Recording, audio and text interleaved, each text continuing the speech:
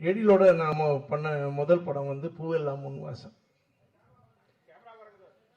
பூவெல்லாம் முன்வாசம் தான் என்னுடைய முதல் படம், எழிலோட பண்ணது. அவருக்கு அடுத்த படம் என்னோட பண்றதுக்கு 1/4 நூற்றாண்டு பிடிச்சது.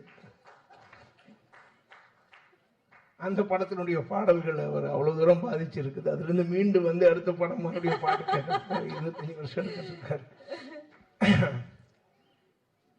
அவர் ஒரு பெரிய என்ன சொல்றது நல்ல இசை ரசிகர்.